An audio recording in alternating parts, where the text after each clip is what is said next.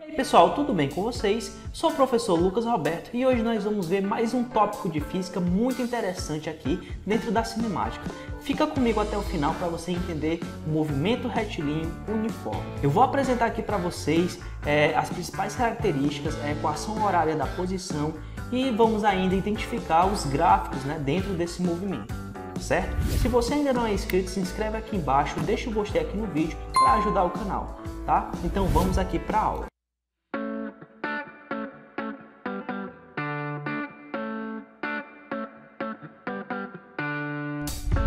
Galera, então vamos iniciar aqui com o que é o MRU, tá bem? Então o movimento retilíneo uniforme se caracteriza pelo móvel conter uma velocidade escalar constante, tá? Então, grife isso aí, ó, velocidade escalar constante, ou seja, não tem aceleração. A aceleração aqui, ela é nula, tá? Ela é igual a zero. Por que isso, né? Se o movimento ele é retilíneo uniforme, então a velocidade ela vai se manter a mesma durante todo o movimento e em uma trajetória retilínea, certo?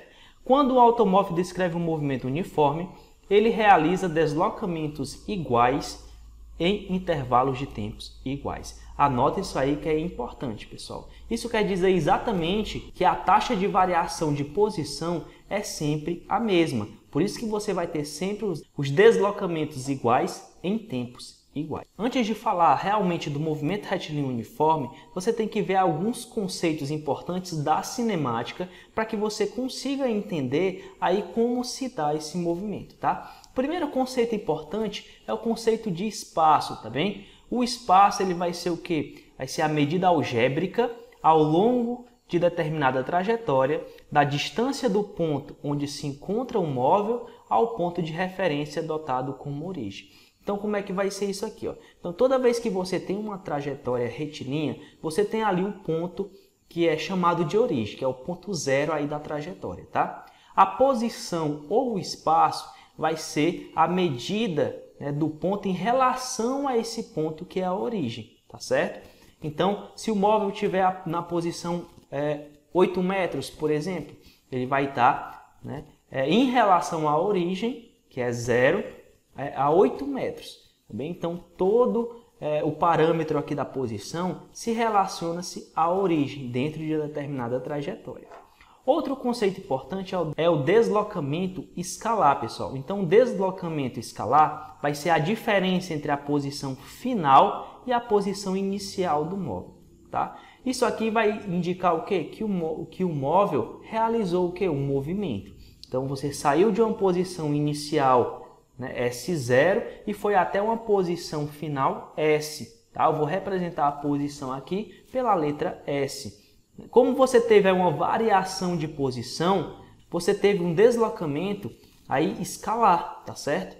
Outro ponto importante, pessoal, vai ser aqui a velocidade escalar. A velocidade aqui vai ser dada então pela razão entre o deslocamento e também o intervalo de tempo que ocorreu para que esse deslocamento se realizasse. Então você tem aí uma variação de posição, você tem aí um movimento em si.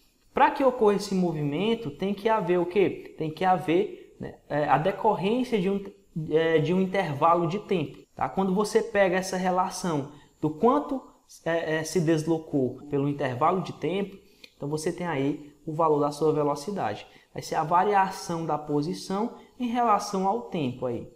A trajetória, pessoal, vai ser o caminho em que o móvel realiza o seu movimento, tá? Como nós estamos falando aqui do movimento retilíneo uniforme, nossa trajetória vai ser uma reta. Futuramente você vai perceber que em outros movimentos a trajetória muda, Você tem aí o movimento circular, você vai ter o movimento parabólico no caso de um lançamento oblíquo, mas isso é coisa mais para frente que a gente vai ver aqui no canal, tá?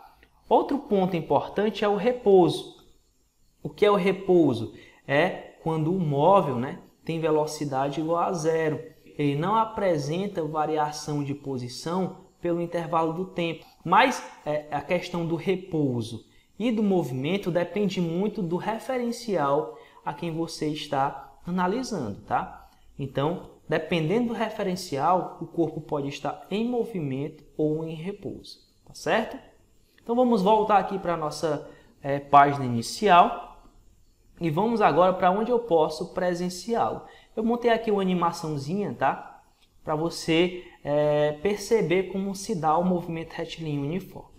Então nós temos aqui um carrinho, ele vai partir aqui da posição inicial 0 metros e vai até a posição 9 metros, tá bem? Vamos iniciar aqui, ó. O que é que você vai ter representado? Você vai ter aí a variação aí de posição ao longo aí, né, do intervalo de tempo. Então vai passando o tempo aqui embaixo, você percebe aí, ó, 1 segundo, 2 segundos, até 10 segundos. Ao passar do tempo, a posição também vai mudando, né?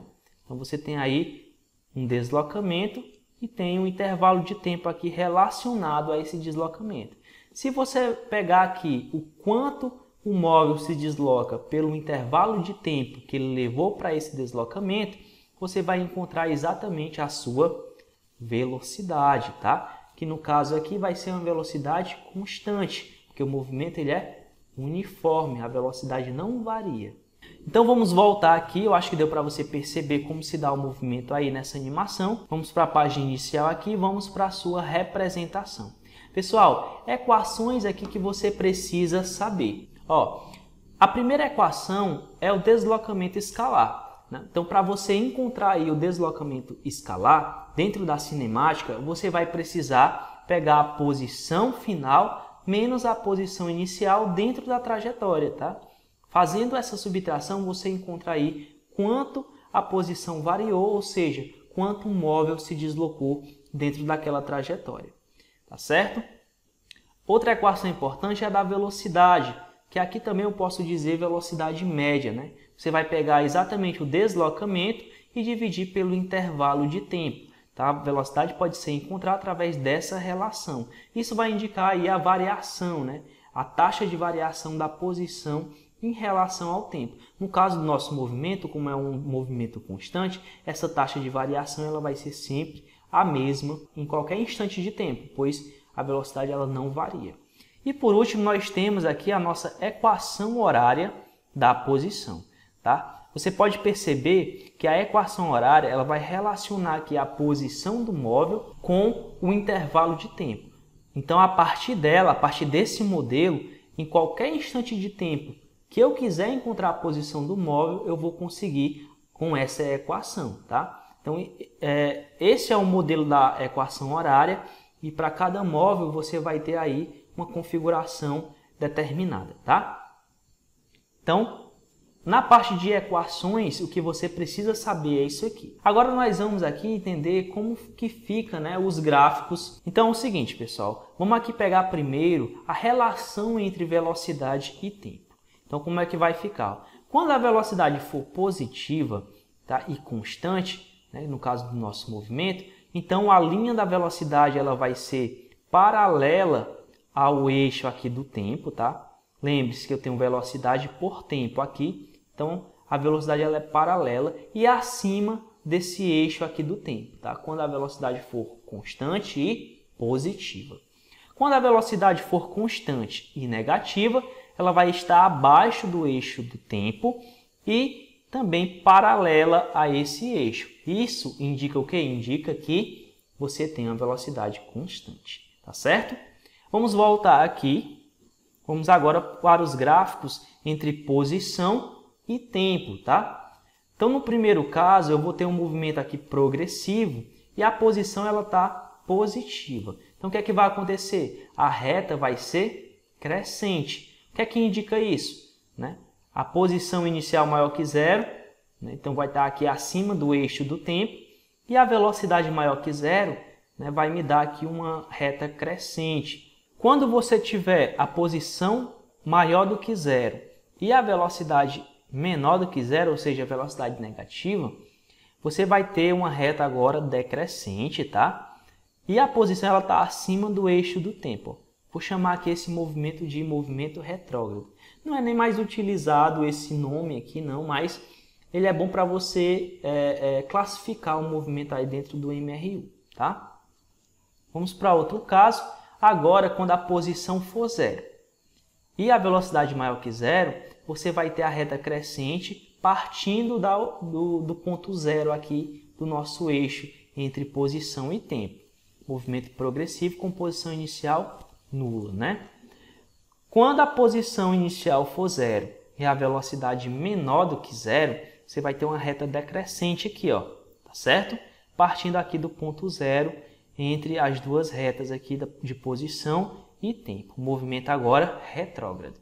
E nós temos o terceiro caso, que é quando a posição é menor do que zero, né? Você vai ter aqui a posição abaixo desse eixo aqui do tempo e crescente quando a velocidade for positiva, e vai ter a posição abaixo do eixo do tempo e decrescente quando a posição for negativa, tá? Movimento progressivo para o primeiro caso e movimento retrógrado para o segundo caso. Eu coloquei aqui alguns exemplos de como eu posso aplicar essas equações, tá? Mas eu vou deixar para um próximo vídeo para a gente resolver essas questões, beleza? Então, muito obrigado aí pela participação de vocês, valeu galera e até a próxima!